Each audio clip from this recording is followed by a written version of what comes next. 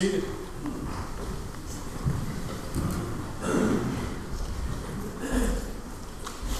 many of you like cats? See quite a few hands. How many of you don't like cats? I'm sorry if this makes you just want to disown me as your pastor. And I've never been a fan of cats. I don't need something walking around the house that thinks it's better than me. I don't need that judgmental look that they give you. I don't need that in my life every morning. I don't need that. Never been a cat fan. My dad wasn't a cat fan, but years ago, one day my daughters came home and they walked through the door, and I was working on an assignment.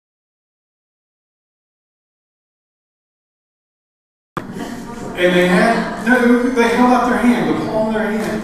And there was something there. I couldn't exactly make out what it was, but I could tell there was something there. And it was hairless, and it looked kind of icky. And I was like, what is that? And they said, it's a cat. We saw the mother cat trying to take it across the road, and it dropped it when a school bus came by, and it was laying right in the middle of the road. So we picked it up and brought it home. Can we keep it? But I was trying to explain to myself, this cat was young.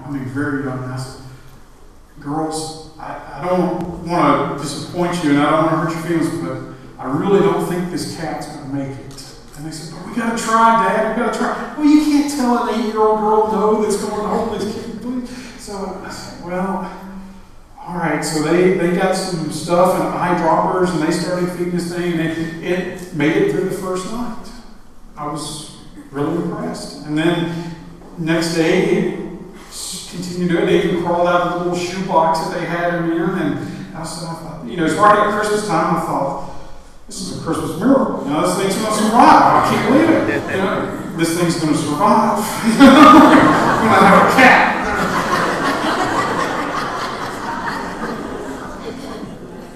And so this cat grows up, and we take it to the vet and start.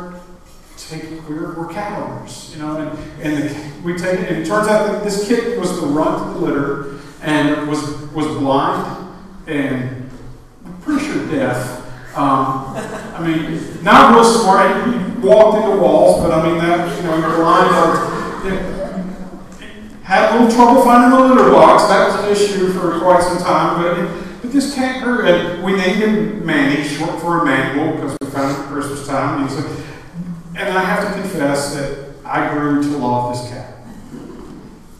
How can you not love something that started so small and the world out against it so much, it survives? It was an overcomer. And so I grew to love this cat a little bit, and more and more. And one day they were out doing something, and I was there with the cat, and somehow the cat made it outside. I don't know how the cat got outside, but the cat got outside.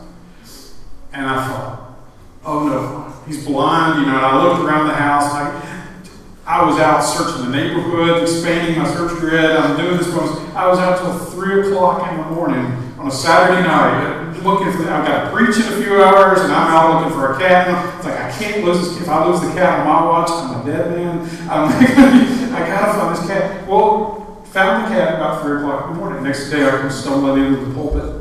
Well, the preacher's been staying out late on Saturday nights.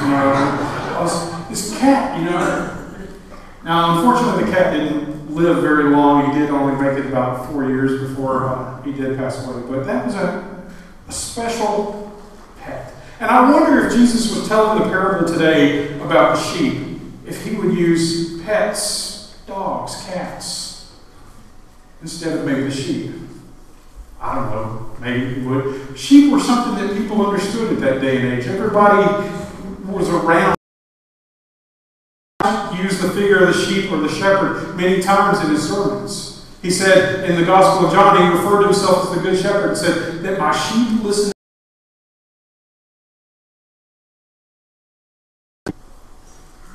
Now, most everyone, like I said, knew something about raising sheep they could relate to, but most of them didn't have 100 sheep. That was a lot of sheep. Only really rich people would have 100 sheep. Most of them had 10, 20, maybe 30. 30 was a good sized herd, sheep, flock of sheep, I guess I should say. I'm not a farmer, so.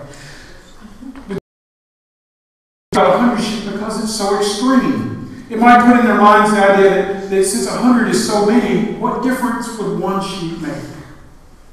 If I only had 10, or if I even had 30, one might be a little more important to me. But with 100, maybe losing one doesn't seem so bad. Now, sheep were raised out in the wilderness area of Israel. We have pictures of it. You see the sheep grazing. This is the wilderness. And this is where they go out looking for sprouts of grass, tufts of grass out there. You see them, then we found a field here. You see the shepherd out in front of them. So the sheep are out in the wilderness. And the wilderness is a lot like you would imagine.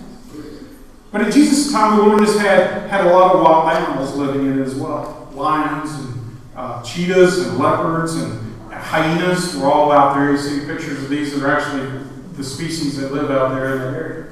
And they looked for any animal that separated itself from its flock or its herd. So as a shepherd, you get the sheep in for the night and you realize that you're one short. What are you going to do? Are you going to go out and look for it? Or are you going to let it stay out there and probably die? Now people, we're like sheep in many ways. Sheep are social creatures. They like to be around other people. Most of the people in this room are social creatures, right? Some of us not.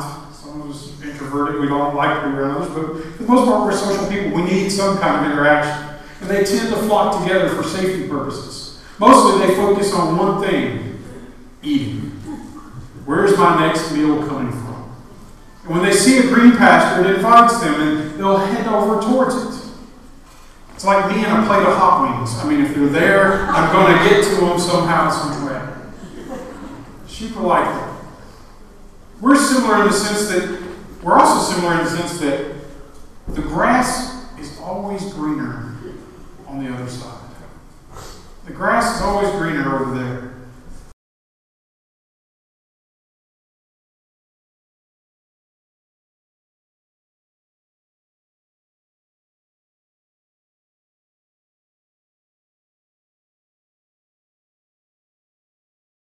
They look up, and they're no longer with the flock.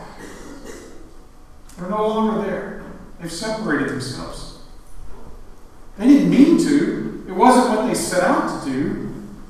But they're alone, and they begin to panic. We get in the most trouble when we feel like the grass is greener on the other side.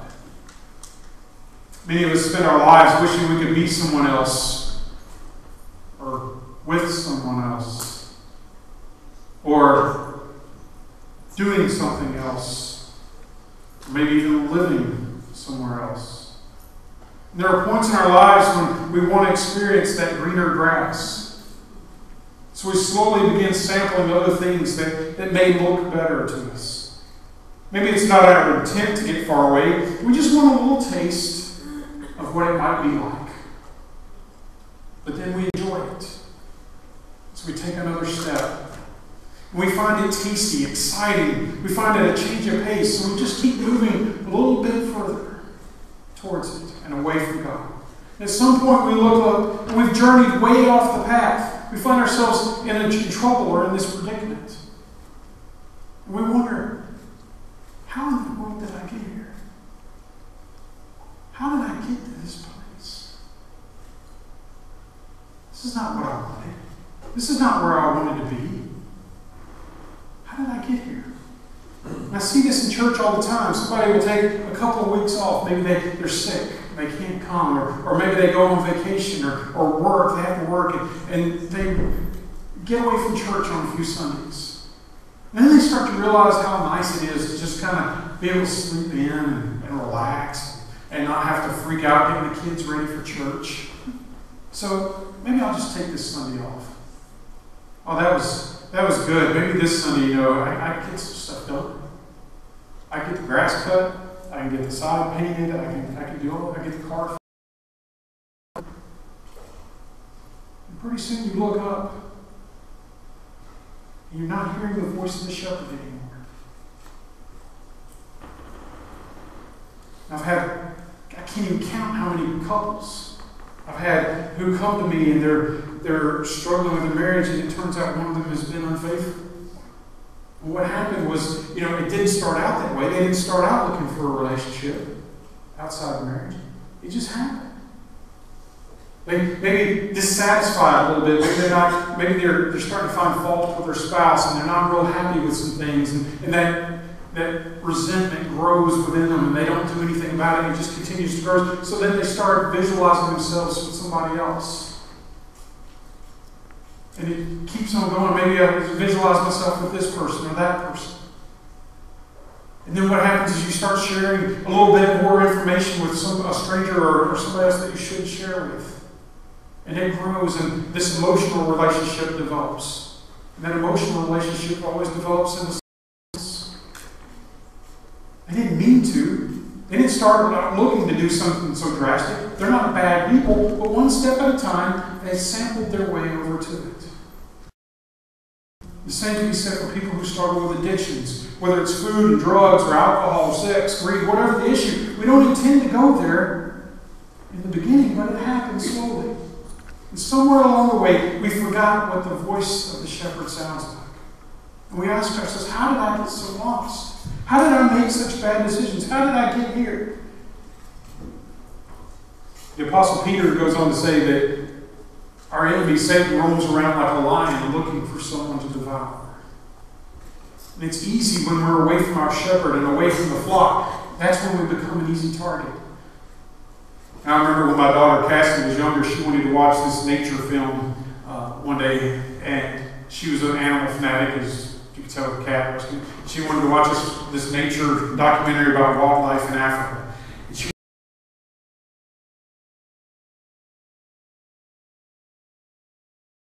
show that whole circle of life thing. We know what's going to happen in this documentary. I said, Cassie, I don't know if you can handle that. She said, oh, Dad, please.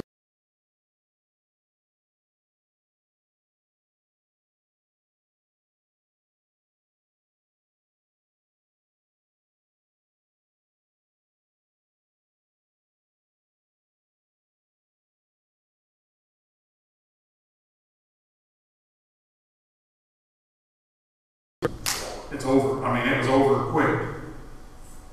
Cassie burst out into tears, and I'm like, I'm sorry. I tried to it happens.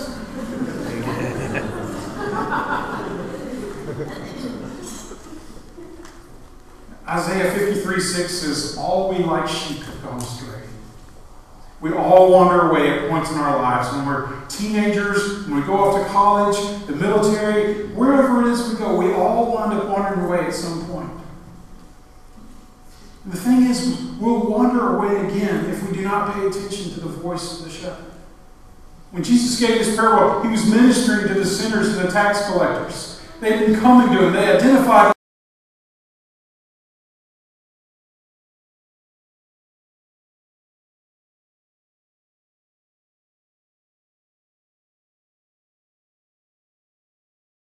lost and bring them back to God.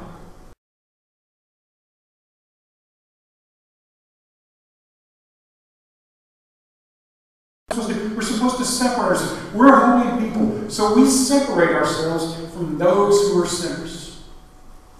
We separate ourselves because we're better than them. Last week I said the worst thing that the tax collectors or the Pharisees could come up with to accuse him about was that he ate with the sinners and tax collectors. That was the worst thing. Maybe part of their complaint is they wanted to spend some time with him too. Maybe the Pharisees and Sadducees want to spend some time with Jesus too, but they can't ever get to him because he's always around these sinners. It stands to reason they're people of God and they're drawn to God, so they want to be around this Jesus. But they can't ever get to him because he's always around these sinners, and we can't go hang out with those sinners. What this teaches me is that if I want to be in the presence of Jesus, I'm going to have to humble myself. It means I might have to go out and intentionally put myself in the presence of people that I normally wouldn't hang around with. People I might not feel comfortable with. It means I may have to go to some jails and visit there. It means I might have to go to the homeless shelters. I might have to go to the hospitals. I might have to go out and just be with those kind of people. Not to become like them,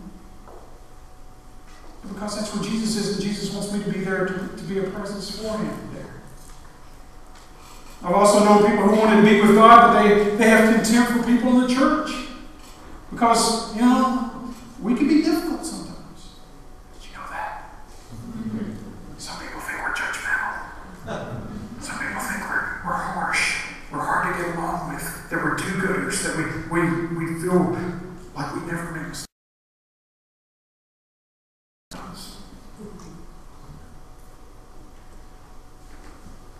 Unfortunately, it's true.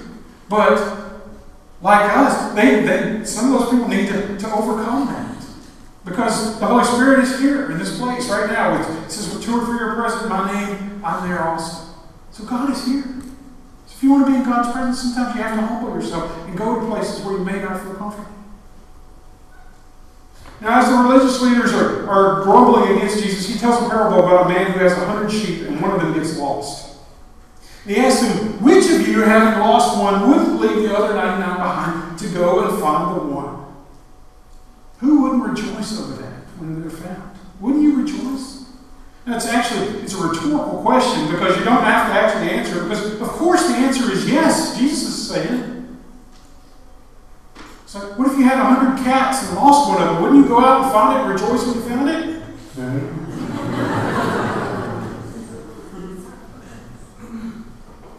It's a rhetorical question. And the thing is, the Pharisees' answer is probably no. No, I wouldn't go out looking for him. No, I wouldn't rejoice. No. I've got 99 other ones to think about. If that one separates himself and gets lost and gets killed, that's his problem. It's his fault. It's his problem.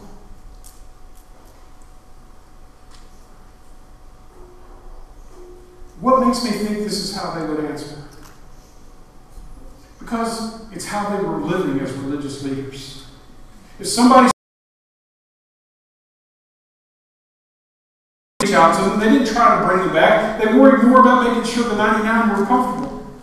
But for Jesus, it was just the opposite. Of course He cares about the 99, but His heart breaks for the lost one. His heart breaks for that lost one.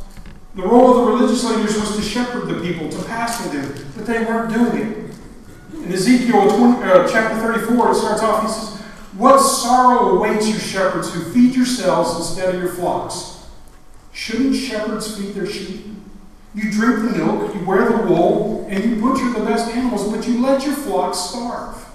You've not taken care of the weak, you've not tended the sick or bound up the injured, you've not gone looking for those who have wandered away or are lost. Instead, you've ruled them with harshness and cruelty. So my sheep have been scattered without a shepherd, and they are easy prey for any wild animal. They've wandered through all the mountains and all the hills, across the face of the earth, yet no one has gone to search for them. Those were God's words through the prophet Ezekiel to the religious leaders of that day. They had failed to strengthen the weak. They failed to heal the sick, to bind up the injured, to bring back the strays, or to search for the lost.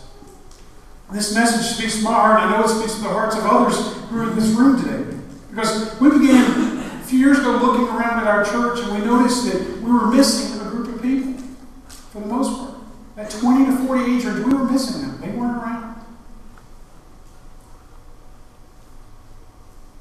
And so God laid it in our hearts to do something about that. So about 3 years ago, 10 of us got together or so, and we started praying about discussing what God is doing about this. Where is God leading us? How is God leading us to do something about that?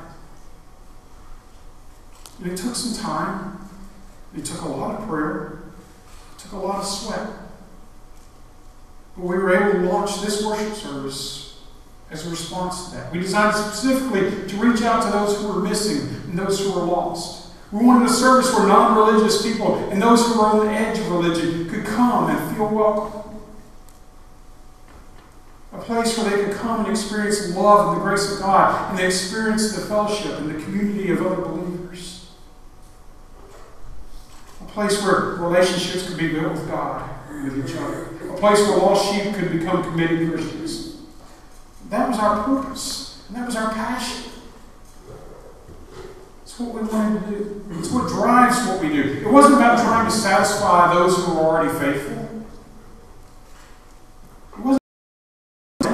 It's about finding those who are lost and reconciling them to God and helping them become more committed Christians. It drives us because it's what drove Jesus. He came to find the lost, to strengthen them. Most of us have been found. Now it's our purpose to help find others. Now, how do we find them? You know, we can't afford the billboards and the radio spots and the television spots like some other churches do. And that's not really a desire of mine. I mean, if it happens, but that's not. Because we got something better than that. We got you. We got you. Your personal response, your personal invitation to somebody, your personal talking to somebody is better than any commercial we could ever put together. When you see somebody who's struggling, when you see somebody who needs to know that God loves them or that somebody loves them, that somebody cares for them, when you see that person struggling and you go to them and you present yourself and you just try to help them through it, that does more than anything else can do. That's what we need from you.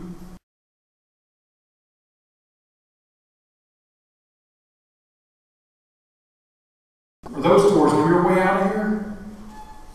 You're entering your mission field. You're entering your mission field when you go through those doors. You become God's representation wherever you go. Don't wait for someone else to do something about it. They may be waiting for you to do something. We're called to look for those who may be lost, who are struggling, and to help them. Now, I want to read something to you today. Now, this email has been going around for years, and you've probably seen it somewhere along the way. And I decided to look it up and check on it, and found out that part of it was an urban legend, but they had a link to the real story, and I went and looked at it, and it was just as good, I thought. So I'm going to read this to you, and just to illustrate somebody else who saw a sheep who was lost. It's from a woman named Elizabeth Ballard who wrote this, and she calls it 3 Letters from Teddy. Now I've edited it down just a little bit for time's sake, but she says, from the first day he stepped into my classroom, I disliked Teddy. Teaching dislike for a child. Nevertheless, every year there are 1 or 2 children that one cannot help but be attached to. It's human nature to like bright, pretty, intelligent people, whether they're 10 years old or 25. And sometimes there will be 1 or 2 students to whom the teacher just can't seem to relate. I thought myself quite capable of handling my personal feelings along that line until Teddy walked into my life. There wasn't a child I particularly liked that year, but Teddy, most assuredly, one I disliked. He was dirty, not just occasionally, but all the time. He had a peculiar odor about him which I could never identify. His physical faults were many, and his intellect left a lot to be desired. By the end of the first week, I knew he was hopelessly behind the others. I began to withdraw from him immediately, and I concentrated on my best students and left the others to follow along as best they could. Ashamed as I am to admit it, I took perverse pleasure in using my red pen, and each time I came to Teddy's papers, the cross marks were always a little larger and a little redder than necessary. Poor work, I would write with a flourish. While I did not actually ridicule the boy, my attitude was obviously quite apparent to the class, for he quickly became the class goat, the outcast, the unlovable, and the unloved. He knew I didn't like him, but he didn't know why. Nor did I know why I felt such an intense dislike for him. All I know is that he was a little boy no one cared about, and I made no effort on his behalf. The days rolled by, we made it through the fall festival and Thanksgiving holidays, and I continued marking happily with my red pen. As the Christmas holidays approached, I knew that Teddy would never catch up in time to be promoted to 6th grade. He'd be a repeater, To justify myself, I looked at his school records from time to time. He had very low grades for the first 4 years, but no grade failure. How he had made it, I didn't know. And his record read like this. First grade, Teddy shows promise by work and attitude, but has a poor home situation. Second grade, Teddy can do better. His mother is terminally ill, receives little help at home.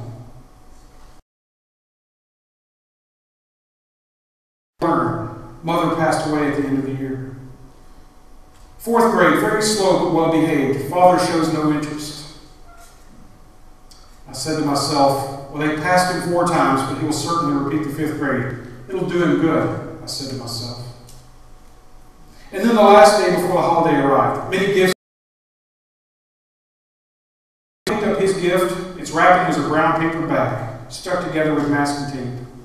As I removed the last bit of masking tape, 2 items fell on my desk. A gaudy rhinestone bracelet with several stones missing, and a small bottle of cheap cologne, half empty. I could hear the snickers and whispers, and I wasn't sure I could look at Teddy. Well, isn't this lovely, I asked, placing the bracelet on my wrist. Teddy, would you help me fasten it? He smiled shyly as he fixed the clasp, and I held up my wrist for all of them to admire. There were a few hesitant oohs and ahs, but I dabbed the cologne behind my ears and opened the rest of the gifts. After that, the children filed out, and Teddy waited at his desk. When they'd all left, he walked toward me and said, "You smell just like my mom. Her bracelet looks real pretty on you, too. I'm glad you liked it."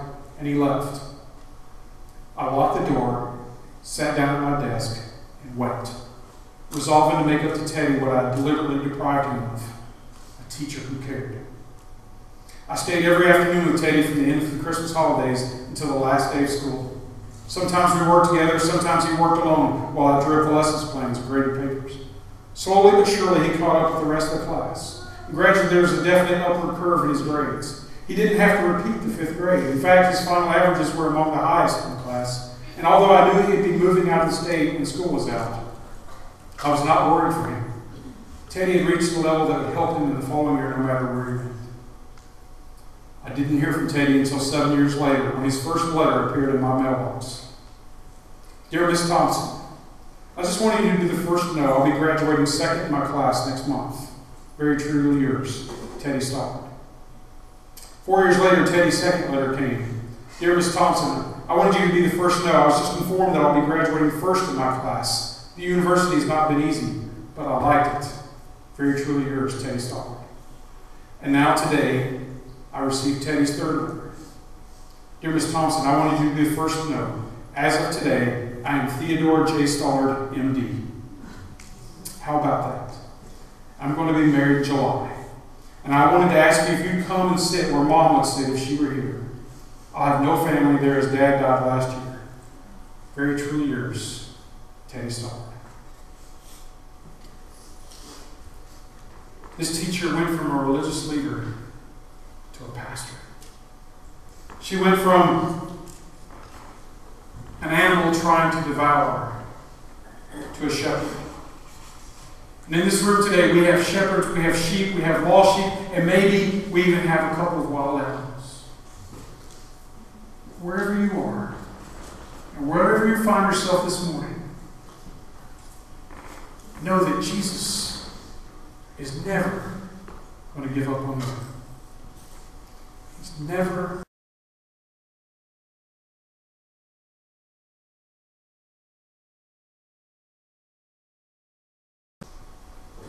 He's looking for you.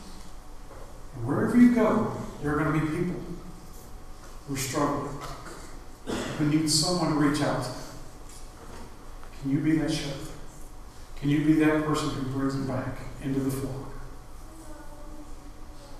In the name of the Son and the Holy Spirit.